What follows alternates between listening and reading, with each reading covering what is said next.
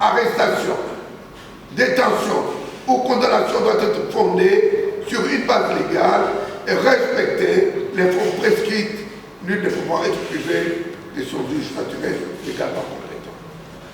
Dans le cas d'espèce, le prévenu, lieutenant général Yavirou Filemon, soutient que son maintien en détention par le ministère public constitue une atteinte grave et manifeste la présomption d'innocence garantie par la Constitution, en ce qu'aucun élément objectif n'a été produit pour la renverser. Il n'existe ni indice sérieux et suffisant de culpabilité, ni pièce à conviction. Les poursuites reposant uniquement sur des affirmations gratuites dépourvues de tout commencement de preuve. Aucun procès verbal régulier, aucun témoignage crédible, aucun élément matériel, ni aucune preuve directe ou indirecte n'établit l'existence des infractions lui imputées, encore moins sa participation. Il fait valoir, en outre, que sa détention préventive s'est prolongée au-delà de 12 mois consécutifs sans autorisation de la juridiction compétente, en l'occurrence la haute cour militaire, rendant l'acte de détention caduque, injustifié et contraire à la Constitution et au principe de la procédure pénale. Statuant sur la régularité de procès-verbaux, côté de 1 à 32, établis par la commission spéciale, constituée au sein du Conseil national de sécurité, composé notamment de l'auditeur général près la haute cour militaire, en qualité de président, et du général de brigade Kilipipi, président de la haute cour militaire, en qualité de membre, la haute cour militaire observe que les dits procès-verbaux ne constituent pas des actes juridictionnels d'instruction ou de poursuite, mais relèvent de documents à caractère administratif et informatif, établis dans le cadre d'émissions d'enquête en matière de sécurité nationale. Ces procès-verbaux n'ont ni pour objet, ni pour effet de se substituer aux actes d'instruction judiciaire, ni de préjuger de la culpabilité du prévenu, mais se limitent à consigner des renseignements ayant servi à l'appréciation initiale de l'opportunité de poursuite. La haute cour militaire estime, par ailleurs, que la participation des magistrats militaires au sein de la dite commission n'apporte pas la violation du principe de séparation des fonctions, dès lors que les actes posés ne relèvent pas de l'exercice de la fonction juridictionnelle et n'ont pas été accomplis dans le cadre d'une instruction judiciaire dirigée contre les prévenus. Elle rappelle qu'en droit congolais, la nullité d'un acte de procédure résulte soit de la volonté expresse du législateur, soit d'une violation de forme substantielle ou d'une violation manifeste des droits de la défense. Elle note que les procès-verbaux cotés de 1 à 32 ne peuvent être frappés de nullité, par conséquent être écartés des débats. S'agissant enfin de la demande de main levée ou de mise en liberté provisoire fondée sur la prétendue nullité des dits procès-verbaux, la haute cour militaire estime ce moyen inopérant. La régularité de la détention du prévenu reposant sur des actes judiciaires ultérieurs régulièrement accomplis et les conditions légales du maintien en détention préventive demeurant réunies à ce stade de la procédure. La procédure légale du maintien en détention préventive demeurant réunie à ce stade de la procédure. Voilà.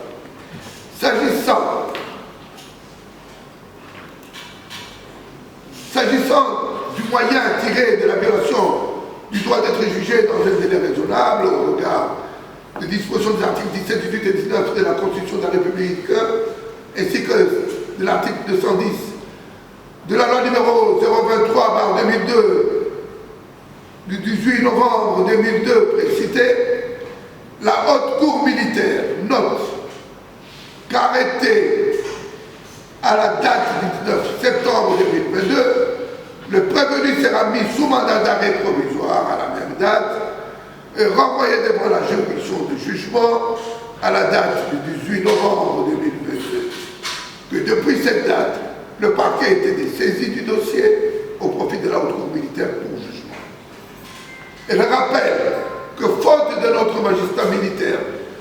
vertu du grade de lieutenant général, il était dans l'impossibilité de composer régulièrement son siège, conformément aux dispositions des articles 33 et 34 de la loi numéro 023/2002, précité, qui consacre le principe hiérarchique dans la désignation des juges appelés à statuer. Cette difficulté n'a été décomptée qu'à la suite de la nomination de la catégorie des officiers généraux des forces armées de la République démocratique du Congo, du général-major Uvekete Picasso Jean et du général-major Illuati Kitapol, lesquels ont été promus au grade de lieutenant généraux, suivant l'ordonnance numéro 25/182 le 9 mars 2025, portant nomination dans la catégorie des officiers généraux des forces armées de la République démocratique du Congo. Il dira ce moyen en conséquence irrelevant. S'agissant de la nullité des poursuites engagées avant l'autorisation légale telle que vantée par le prévenu, la Haute Cour militaire révèle qu'au terme de l'article 10 de la loi numéro 009/2002 du 5 août 2002 portant création de l'ordre national héros nationaux Kabila Lumumba, tel que modifié et complété par le décret loi numéro 12 par 2003 du 30 mars 2003, qui est ainsi libellé, le membre de l'ordre national héros nationaux jouit du privilège des juridictions. En matière répressive, ne peut faire l'objet d'une poursuite qu'après autorisation expresse du président de la République, chef de l'État. Qu'il ressort de la disposition légale précitée que seuls les actes de poursuite engagés contre les membres de l'ordre national sont subordonnés à une autorisation expresse et écrite du chef de l'État. La Haute Cour militaire admet que les actes de poursuite sont ceux par lesquels s'exerce l'action publique et le cas échéant, l'action civile résultant de l'infraction et ayant pour objet soit de traduire les prévenus en jugement, soit de s'assurer de sa personne, tandis que les actes d'instruction sont ceux qui ont pour objet de recueillir les preuves de l'existence des infractions et de la culpabilité de l'auteur. Elle note dans le cas sous analyse qu'il gît au dossier l'autorisation de poursuite émanant du président de la République, datée du 29 septembre 2022, laquelle est antérieure à l'acte ayant déclenché les poursuites devant la Haute Cour militaire, à savoir la décision de renvoi du ministère public intervenue le 18 novembre 2022. Elle ne prendra pas en compte ce moyen qu'elle estime irrelevant par ce motif.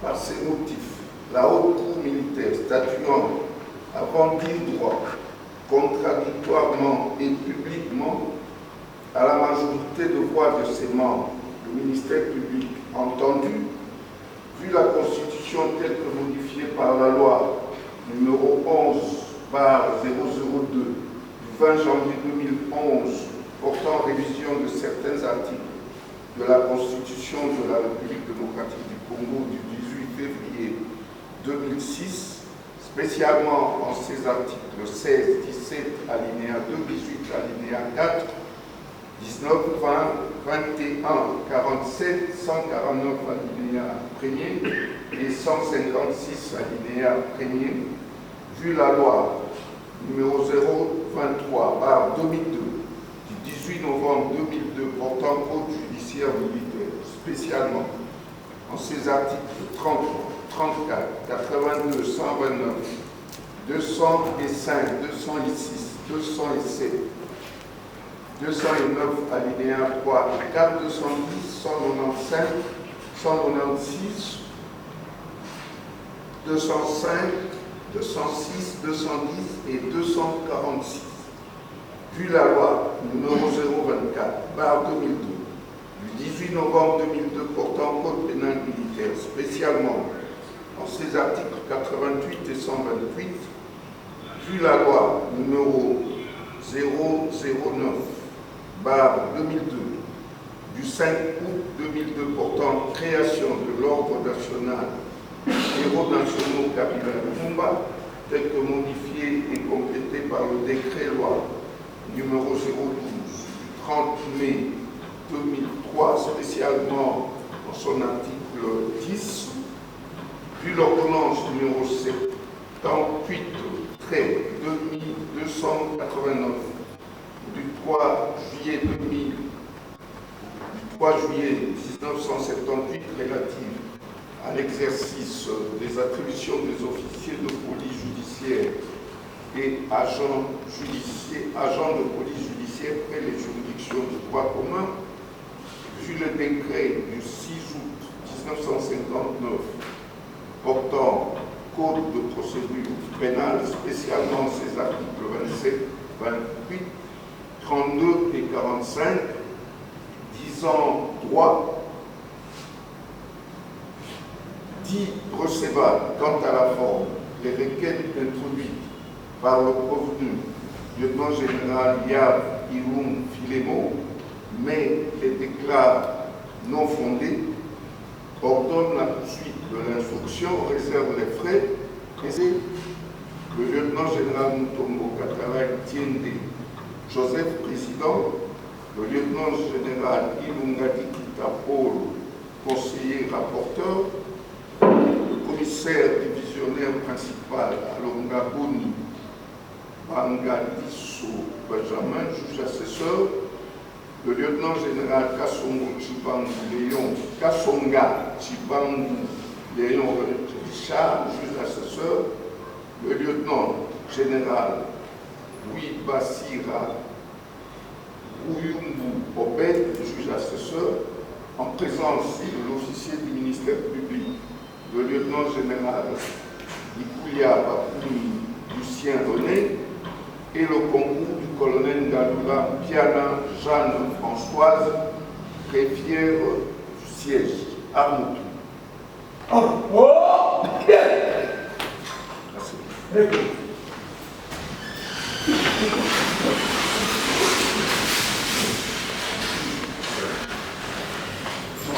Dans cette partie, l'instruction de la cause continue.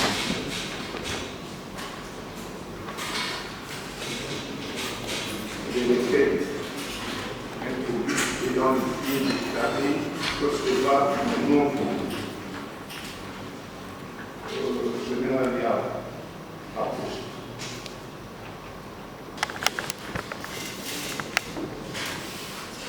Vous voulez être interrogé en quelle langue? En français. Pour orienter votre dossier.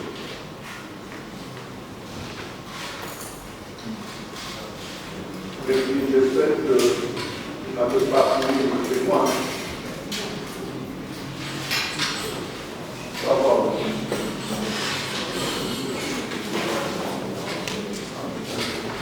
Le dossier.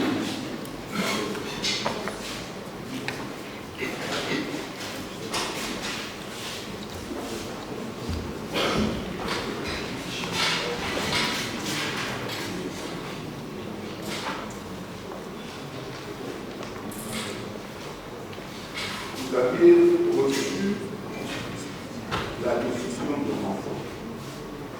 Et dans la décision de renvoi, on vous a rappelé les deux préventions qui sont mises à votre charge.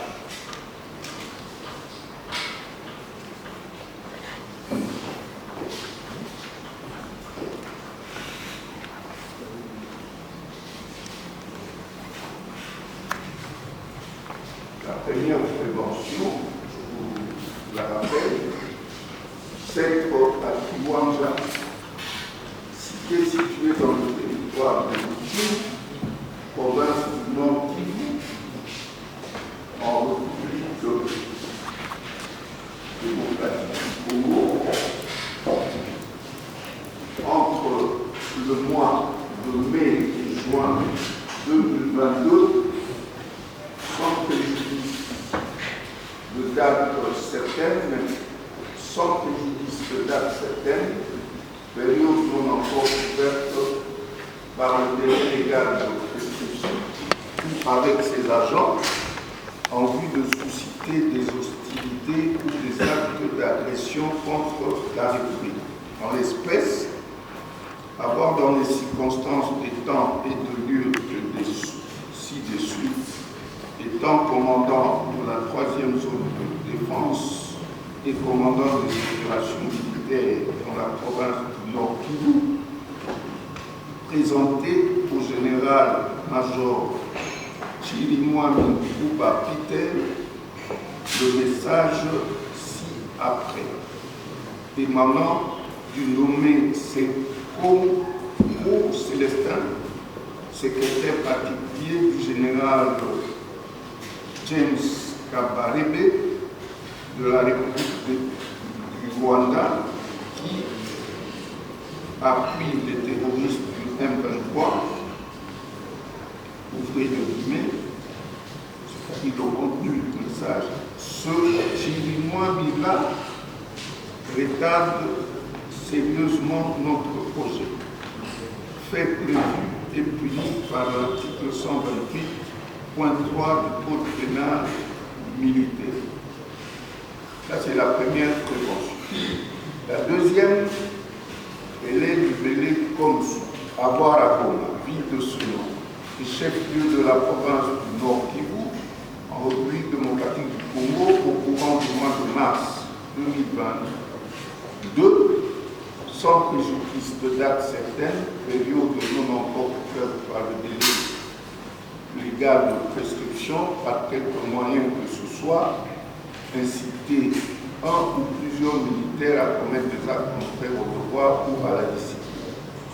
En l'occurrence, s'être dans les circonstances de lieu et de temps ci-dessus, lors d'une entrevue à l'hôtel Serena avec le général de brigade Mouéou, Lumbu Évariste, permis de le dissuader d'aller combattre l'ennemi en ces termes. Mouéou, comment toi, un général, qui est tout le temps au front en train de combattre, tu ne sais pas que la victoire ou le succès que tu peux remporter au front va profiter à ces bangalas. Toi, on ne te verra pas fermer les yeux. Fait prévu et puni par l'article 83 du Code pénal militaire. 88 plutôt du Code pénal militaire. S'agissant de la première prévention, vous avez connu le général Chirimwami. La mesure que parler sans fatiguer pouvait être debout. Quand vous... Pas dans un état de vous prolongé. Bon, dès que vous êtes un peu, je dirais, fatigué, je dirais, je pose la question suivante. Est-ce que vous avez connu feu général-major Chirimwami Kuba Peter? Affirmatif, Monsieur le Premier Président. Vous l'avez connu où précisément? Je l'ai connu dans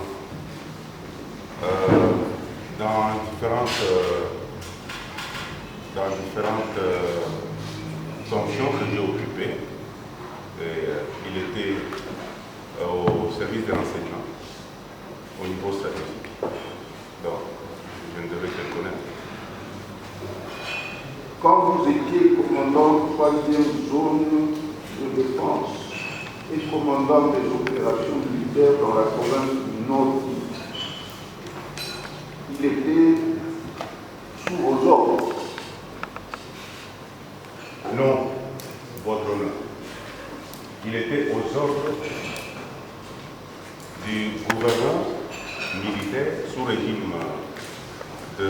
d'état de siège.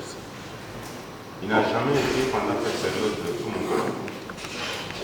Vous étiez commandant zone de défense, troisième zone de défense. Troisième zone de défense. Qui comprenait aussi la province du Nord Kivu. Non, votre nom. La troisième zone de défense. J'étais commandant de la troisième zone de défense. La troisième zone de défense contrôlait à cette époque 7 provinces. 7 provinces. Mais parmi les 7 provinces, 2 ont été retenus dans le régime d'état de siège. Donc directement, j'avais perdu les contrôles sur le plan opérationnel puisque les opérations revenaient au gouverneur de province. Mais avant qu'on établisse aussi de l'état de siège.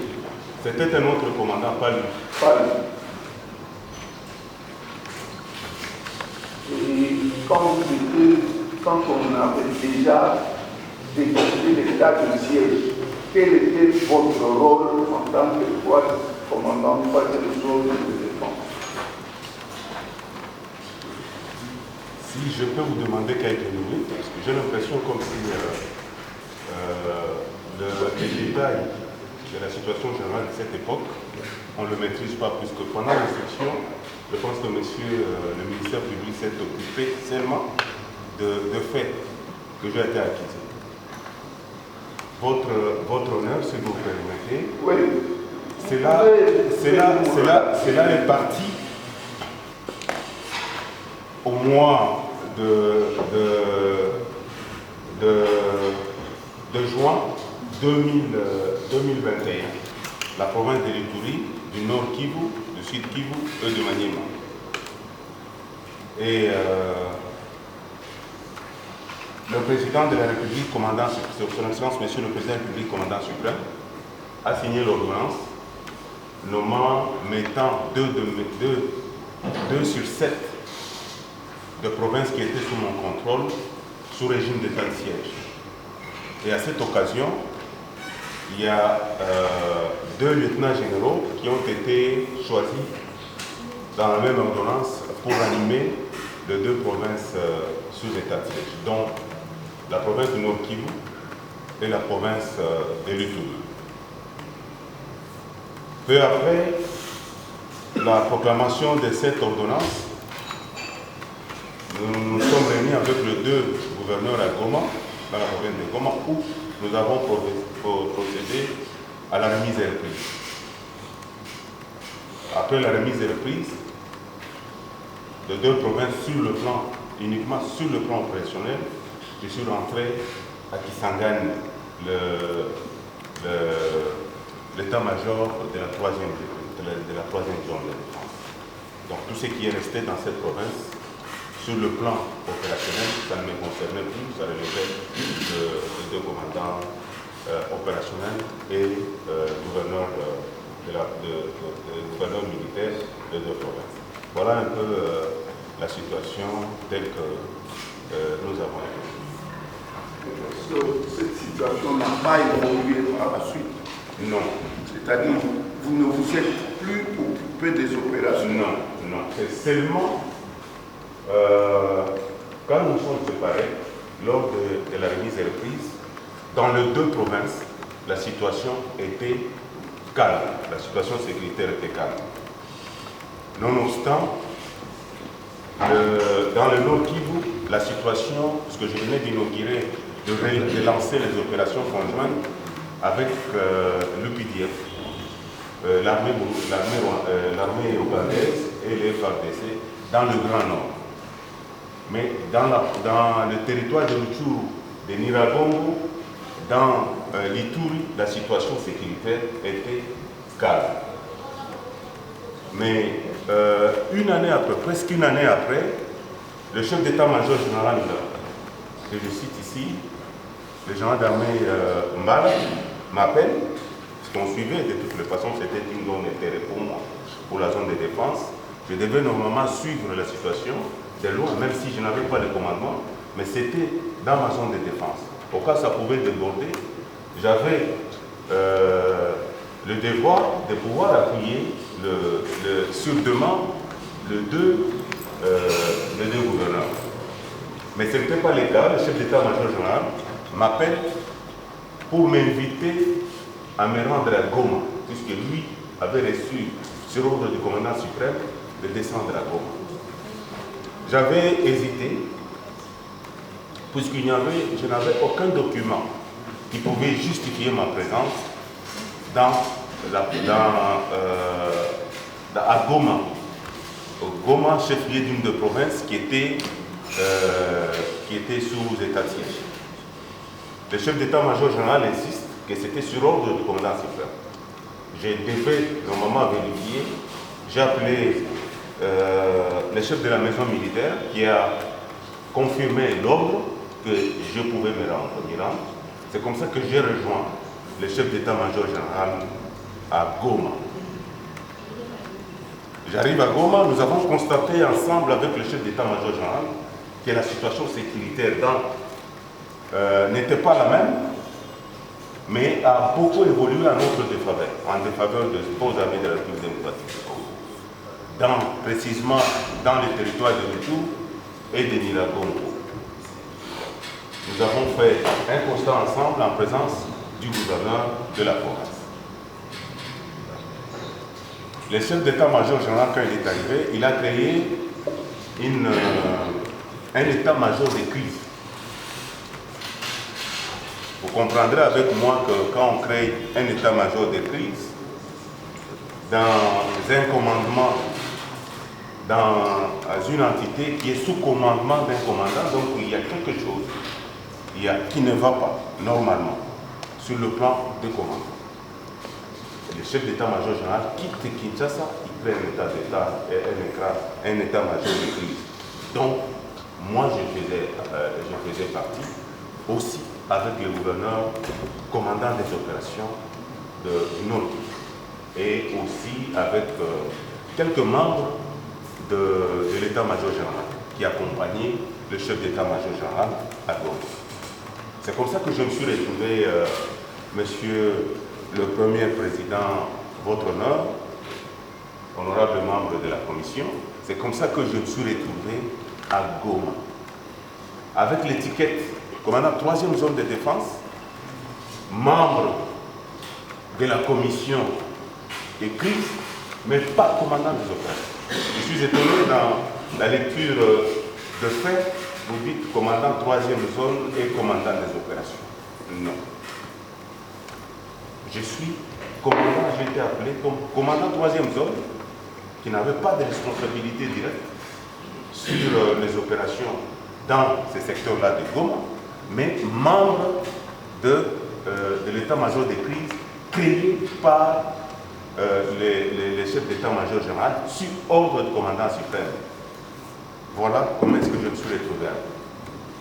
En lisant le dossier, lors de votre audition, vous avez parlé d'un télégramme du chef d'état-major général qui vous confiait certaines tâches. Vous confirmez ça? Oui, votre honneur, je le confirme. C'est au fur et à mesure, quand la situation a évolué, après l'état-major de crise que le chef d'état-major général va créer, par la suite, il a créé la coordination des opérations. La coordination des opérations a intervenu après.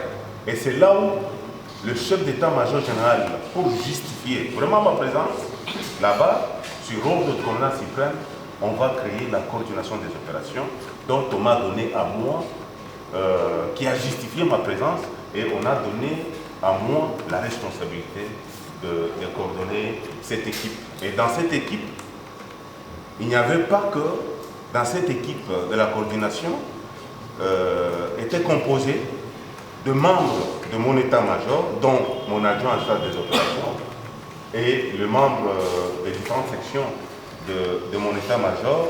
Il y avait aussi le membre, les délégués du gouverneur de la province, le commandant, le gouverneur de la province et commandant des opérations. Et dans la même structure, il y avait aussi les membres qui appartenaient de l'état-major général.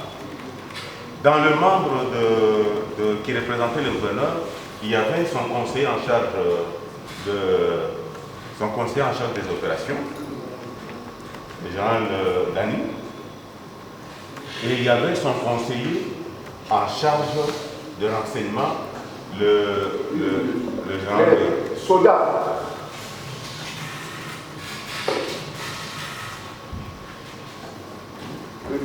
Et il y avait aussi son conseiller, le conseiller du gouverneur, le général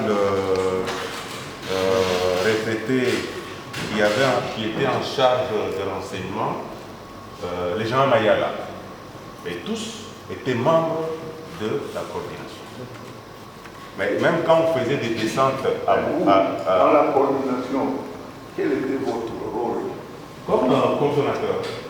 Oui, mais Le commandant coordonnateur coordonnier quoi? de cette structure. Je pense, je peux vous lire les documents, puisque la mission était bien spécifique, bien expliquée dans ces documents. Vous avez le document.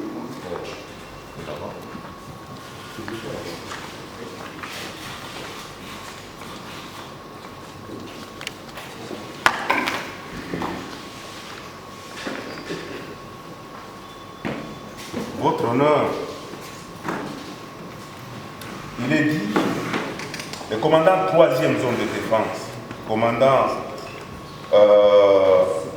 les coordonnateurs des opérations, avait comme mission. Général, ce que vous dites là, c'est quoi? Code 79. Code 79. Oui. Mesures de coordination opérationnelle, signé par le chef d'état-major général de grande armée Mbala Moses.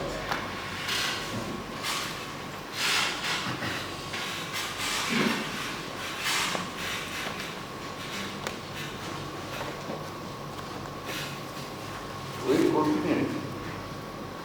La mission de cette coordination est selon l'urgence, les commandants zone de défense devra. C'est une autre. C'est une autre. Les commandants 3e zone de défense. Attendez. C'est une note qui porte le numéro 00 047 par 47 par 047 par 73 par état-major général par commandement par 2021. affirmatif. Avec 2 annexes qui s'est adressé au gouverneur militaire tous et commandant 3e zone de défense. Info, ministre de la Défense nationale, chef de la maison militaire. Objet, c'est mesures de coordination opérationnelle. C'est ça? C'est ça. Oui, continue. Il est dit dans ces documents, dans le cadre des suivis et contrôle des opérations en cours à l'est du pays, vu la nécessité de la coordination avec les acteurs majeurs impliqués, notamment la MONUSCO, l'UPDF, l'ICSN et autres, le commandant 3e zone de défense est appelé à participer à la collaboration de déroulement des opérations en Ituri, au Nord Kivu et au Sud Kivu. À cet effet, doivent être observés. A. De la coordination. Ici, le chef d'état-major général donne la mission à la structure qu'il a créée. Il dit, le commandant 3e zone de défense devra, selon l'urgence, assurer la coordination, première mission, assurer la coordination avec les gouverneurs militaires et la MONUSCO.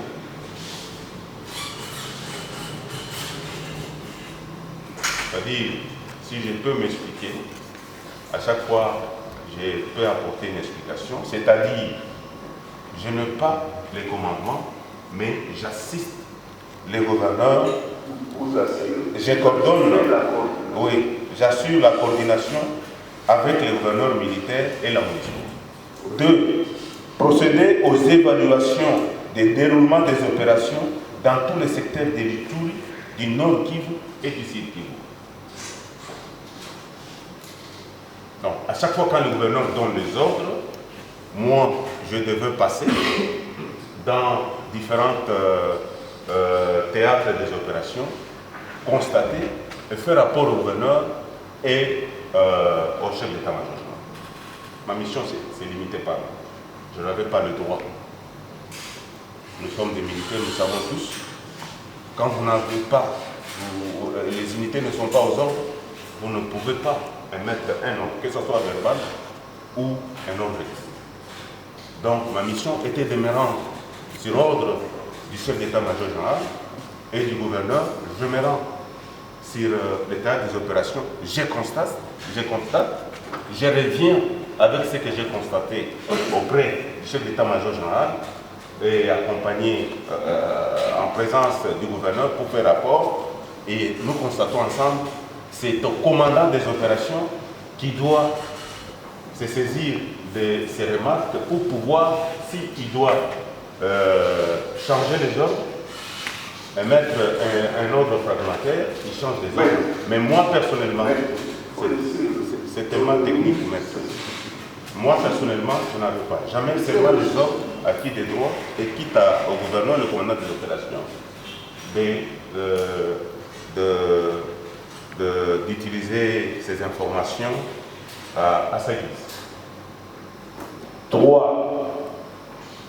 Faire observer la stricte application des directives et instructions opérationnelles, notamment dans les aspects de l'articulation efficiente des unités et un bon cadencement des phasages des opérations. Mon rôle n'était que, quand je descends sur le terrain, sur le chef d'état-major général, de contrôler les phasages. Si les ordres qui ont été émis, donnés par les gouverneurs, commandants des opérations, ont été respectés tels qu'ils ont été donnés. Si je constate que les autres ont été respectés, je n'avais qu'à faire rapport, ça va. Si je constate, pendant que je suis sur le théâtre des opérations, si je constate que les ordres, les phasages n'ont pas été respectés, je n'ai qu'à revenir chez le gouverneur encore pour lui dire, mon général, commandant des opérations, votre excellence, monsieur le gouverneur militaire, j'ai constaté que les ordres que vous avez donnés ne sont pas respectés. Quitte à lui utiliser ces informations que je lui donne pour modifier ces ordres ou non. Moi, je m'arrêtais là. Et 4. Faire des rencontres régulières avec les coordonnateurs des opérations conjointes, FARDC, UPDF, ainsi que les gouverneurs militaires. Puisque je vous ai dit ici avant que peu avant de procéder à la remise et reprise avec les deux gouverneurs militaires, je venais de lancer les opérations conjointes dans la partie nord, précisément dans le territoire des Bines, l'opération conjointe de UPDF et FARDC. Et cette opération, je l'ai laissée aussi sous commandement du gouverneur de la province. Et je devais juste assurer que de l'autre côté, dans l'opération conjointe, ça allait bien. Je faisais rapport et au gouverneur et au chef d'état-major général. Et quitte à eux de pouvoir prendre des décisions en rapport avec les rapports que je leur faisais. Voilà un peu en bref, le reste, c'est dans le même sens de faire la coordination avec la MONUSCO. Donc vous alliez sur le terrain. Oui, j'allais sur le terrain, mais pas comme membre. Le ministère public lui dit commandant de l'opération. Quelle opération? J'allais sur le terrain comme coordonnateur. Puisque moi, quand j'ai lu les documents que vous venez de lire, dire commandant, c'est mis là-bas exprès pour justifier par après ces accusations là. Merci. Voilà, j'ai dit. Même sur le terrain. Sur le terrain, oui. vous alliez voir comment les unités se comportaient. C'est ça votre honneur. Oui. Oui. Donc vous n'étiez pas enfermé dans votre bureau, vous alliez sur le terrain. Super.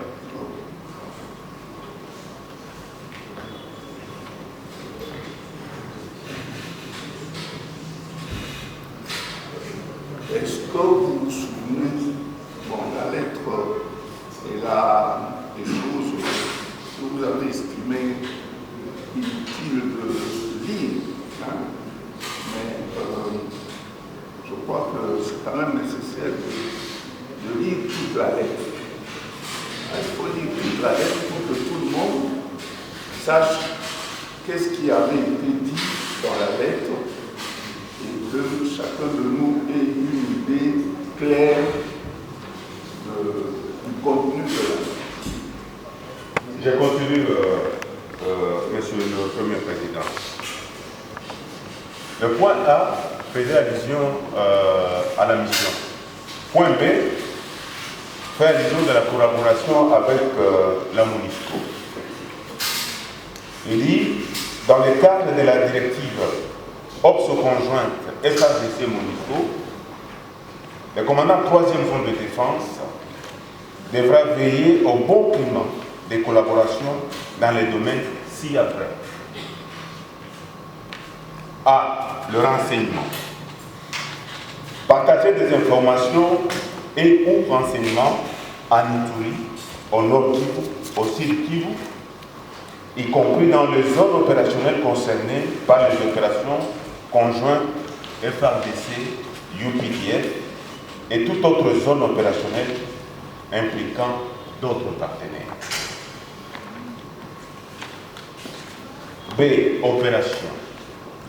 Planification et suivi des opérations avec la MONUSCO au sud Kivu, en Ituri et dans les zones non concernées par les opérations conjointes avec l'UPDF et autres partenaires notamment pour éviter l'extension de mouvements ennemis vers d'autres espaces.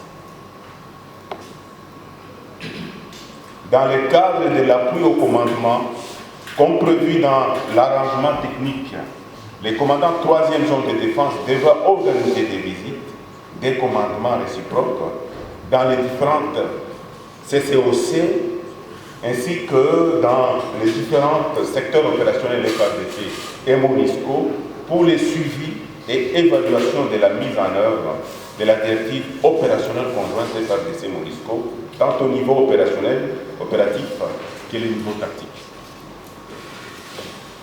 C'est dans le domaine de la logistique, harmoniser avec la MONUSCO les appuis logistiques dans le cadre de l'évasage, des transports, des troupes et autres soutiens ponctuels de la classe 1 et de la classe 3.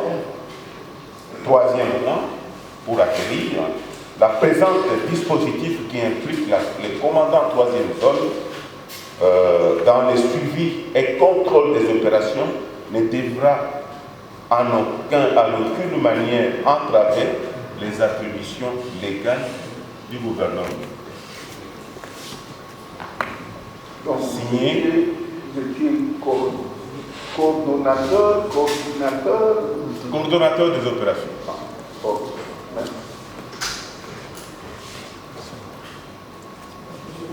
Oui.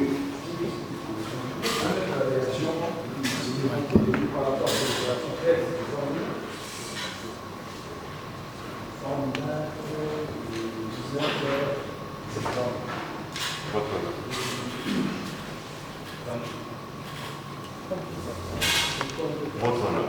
Oui. Je peux assister au moment de la sécurité. Vous voulez vous asseoir? Je vais assister au moment de la sécurité. Posez la question. Voilà ce qui avait été dit. Il faut noter que par l'ordonnance présidentielle, je fus récemment nommé commandant des opérations en mode public. Sous l'état de siège, soit depuis juillet 2021. Le fait qu'il réagisse un peu à cette état. Pardon? On n'entend pas. On n'entend pas. Je disais, le projet aussi, c'est qu'il porte l'opération. Voilà ce qui a été dit à l'époque. Il faut noter que par l'ordonnance 2020, comment réagit-il à ces déclarations? Le ministère public dit ceci, que vous avez été interrogé. Vous avez été interrogé devant le ministère public, c'est ça? Oui, effectivement. C'est le code. Bon, chez moi, c'est code 35.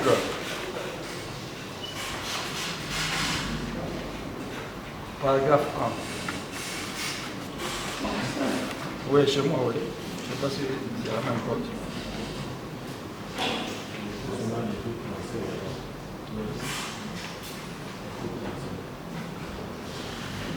Oui, vous avez été interrogé par le général Moussa. Vous avez dit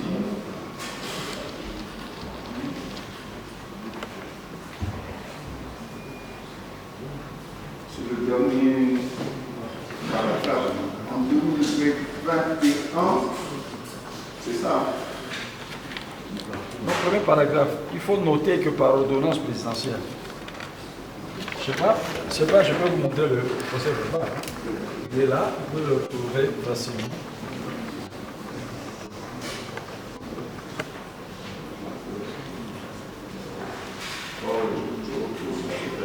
Et après, il faut noter que par ordonnance présidentielle, je suis récemment nommé commandant des opérations au nord sous l'état de siège soit.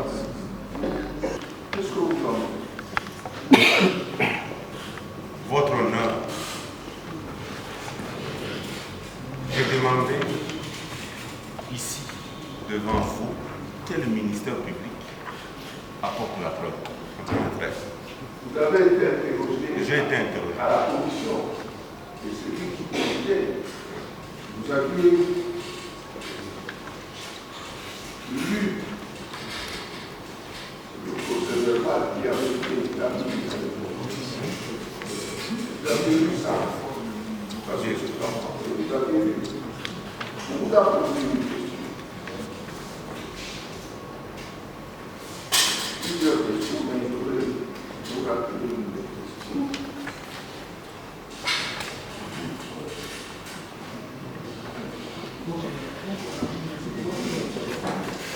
Mais il ne faut pas agir comme un enfant. Il faut faire sortir de la salle. Hein? Vous savez, j'ai ce pouvoir là, vous faites sortir de la salle. Vous chassez. Écartez-vous. Hein? Écartez-vous. Ça va? Écartez-vous du prévenu. Donnez-nous l'occasion de respirer.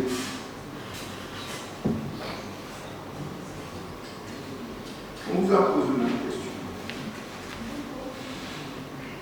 Confirmez-vous ou infirmez-vous avoir reçu un message provenant du secrétaire particulier du général James Kabarebe dans lequel celui-ci déclarait que le général Chirimouane était en train de retarder sérieusement notre pays.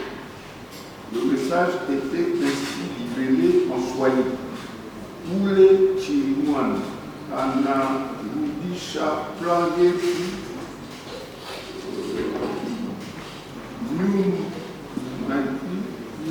Numa Sana. Numa Sana. Il avait répondu, je ne confirme pas. On a continué, quel intérêt le général Chirimouane a-t-il de vous attribuer ces comptes? Vous avez répondu, cette question mérite d'être posée au général Chirimouane dans la mesure où nous avons toujours travaillé en étroite collaboration. On a continué à répéter. Connaissez-vous le général James Kabarebe et son secrétaire particulier, Senkoko Célestin? Si oui, à quand remontent vos derniers contacts? Je connais tous les deux. Mon dernier contact avec le général James Calvé remonte à l'année 1998, lorsqu'il leur avait été demandé de rentrer au Rwanda. Par contre, s'agissant de Senkoko, alors que j'étais commandant secteur opérationnel dans le cadre des opérations conjointes du Mojawetu, c'est-à-dire RPC Rwanda, il était parmi les officiers qui ont conduit le contingent rwandais.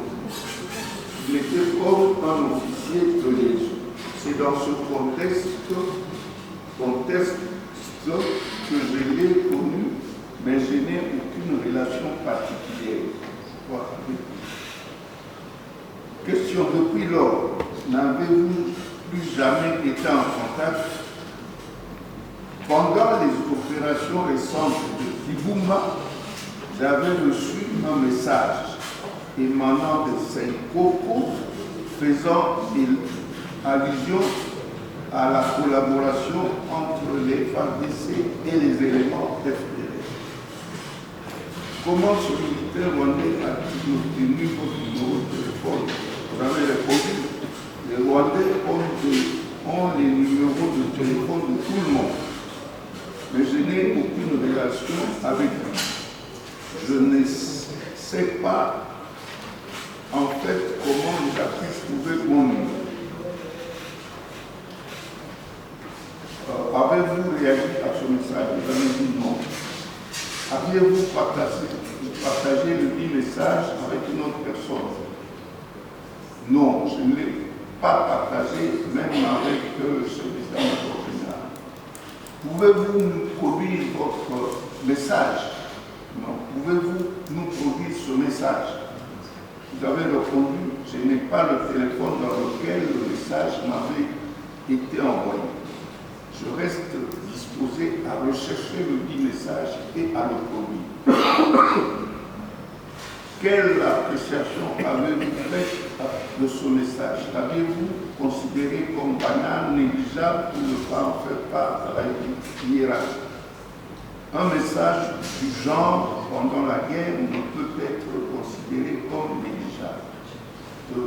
Sur le plan tactique, il y a des mesures à prendre sur le plan opérationnel également. Toutes les situations sont partagées avec le chef d'état-major général. On vous a posé une question. Ne pensez-vous pas que cette réponse est en contradiction avec celle donnée précédemment lorsque il vous a été demandé si le message de Senkoko avait été partagé avec quelqu'un d'autre? Vous avez répondu, je suis allé vite en zone. Tous les messages reçus sont partagés au niveau tactique et opérationnel avec l'état-major général. Si tel est le cas, si tel est le cas, confirmez-vous avoir partagé le message de Senkoko avec le chef d'état-major général? Vous avez répondu oui, c'est ce que je venais de vous dire. Quelle avait été la réaction du chef d'état-major général face à cette accusation d'une extrême gravité sur l'utilisation des FARDC par les FARDC, des éléments FDL? Vous avez répondu, la réaction du chef d'état-major général d'abord verbale a été d'abord verbale, après par un télégramme pour interdire l'utilisation des FDL, de ne pas collaborer avec eux. C'est une directive du chef d'état-major général.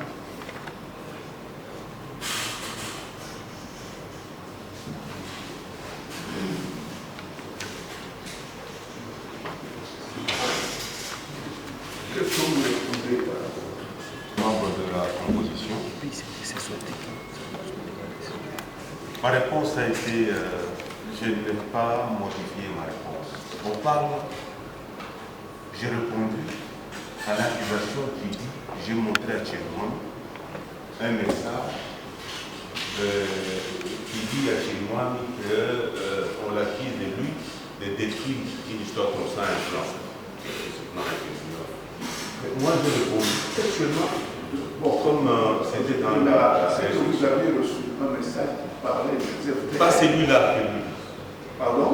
Pas le message que lui dit, le ministère public dit que le message est en provenance des Célestins. Donc vous aviez reçu, ici l'église, vous aviez reçu de Saint-Coco un message qui accusait les éléments sur le monde pratiquement d'utiliser les FDLR ou que les FARDC utilisaient les éléments FDLR. Votre honneur, est-ce que je peux permettre que je puisse nous sommes dans la délégation de la coordination, nous recevons un jour. Avec la délégation inclus le représentant du gouvernement. Nous sommes en pleine opération avec l'M23. Donc l'unité qui était là, le secteur opération Sokola 2, était en pleine opération avec l'M23. On nous envoie pour pouvoir vérifier les phasages et exécuter les missions telles que stipulées dans la coordination des opérations. On arrive, chaque jour, la délégation tenait la réunion. Ça peut être à retour, puisque nous, quand nous sommes arrivés, on ne devait pas rester en pleine retour, puisque le retour, c'est là où étaient les postes de commandement des commandants secteurs. Donc on devait se tenir à l'écart pour ne pas déranger les commandants secteurs dans ces fonctions, dans ces mouvements habituels. Nous sommes restés à l'écart à Kiwanja dans un hôtel dessert avec toute la délégation. Où c'est nous qui montons vers eux, on fait la réunion pour récolter la situation, l'évolution de la situation. Où c'est eux, lui, avec ses commandements, ses membres de commandement de l'opération, qui montaient vers nous. Mais il s'est fait que ce jour-là, Chirmouami est monté à Kiwanja, là où nous étions. Nous avons tenu la réunion. Votre honneur, nous avons tenu la réunion. Pendant qu'on était dans la réunion, je vis un message anonyme. C'est ce que j'ai dit. Dans mon téléphone, si je me rappelle bien, c'était avec un numéro plus 243. Pendant que j'ai tenu la réunion, je vois un message qui atterrit, qui nous accuse de nous de coopérer avec, d'utiliser les FDLR pour déstabiliser les institutions du monde, pour déstabiliser les mondes. Nous terminons la réunion, je me retire, Chirmouami vient vers moi. C'est ce qu'il déclare dans sa déclaration, dans l'instruction. Chirmouami vient vers moi. Il vient avec le message qu'on est en train de l'accuser, il lui-même dit la guerre psychologique. C'est le mot qu'il a utilisé. Dans la guerre psychologique, mon journaliste, je viens vers vous pour vous dire ce qu'on est en train d'utiliser contre moi. On me charge, on m'accuse d'utiliser les FDLR dans les opérations de Kibumba. Je réponds à Chirmouami, effectivement, pendant que nous étions dans la réunion, je vis un message comme ça dans mon téléphone que je ne connais pas. C'était un message anonyme, puisque même là où j'ai dit que je n'avais pas de contact ni des numéros de souscription. Je vis comme ça un message dans mon téléphone qui nous accuse, qui accuse les partenaires d'utiliser les FDLR pour déstabiliser le Rwanda. Il me dit effectivement, en général, ce qu'il dit dans la guerre psychologique. Je viens pour vous dire que c'est ce qu'on est en train de faire. Et on a fini par là. Chirmouami est parti. Un mois après leur destitution et de Chirmouami et des gouverneurs militaires, mais le message change de forme, devient Chirmouami accuse notre plan. Moi je l'ai connu, c'est le jour que j'ai entendu pour la première fois ces messages-là, les jours qu'on m'a appelé la scène. Voilà. Donc il faut, je voulais différencier. On voulait avoir reçu un message qui parlait de l'utilisation des FDLR. Vous avez dit que c'était un inconnu. Oui. Un message anonyme. Un message anonyme. C'est-à-dire que l'auteur était... Et lui aussi, tu m'as mis avec. Lui aussi, il avait reçu. Mais ce que vous dites dans le PV, c'est pas ce que vous dites. C'est ce que j'ai dit. Je suis arrivé à dire, votre honneur, si vous permettez, je suis arrivé à dire que le message que le ministère public est en train de préciser faussement, je ne l'ai jamais vu dans mon téléphone. Qui me le trouve ici, la véracité de ce message, en point un trait. Mais moi, je fais allusion à ma discussion avec mon subordonné sur le terrain. Il s'agissait des FDL et non d'un plan quelconque avec le James Cabaret. Je ne connais pas. Quand vous étiez devant la commission, vous avez promis d'amener le téléphone où il y avait ce message. Affirmatif. Et j'ai donné le téléphone au ministère public. Et il m'a demandé, j'avais 3 téléphones. Dès qu'il dit téléphone, je ne sais pas, extraterrestre. Il donne la balle de vous frapper dans l'ordinateur. Mais on vous donne le téléphone, ça existe, ça ne circule pas. Il dit que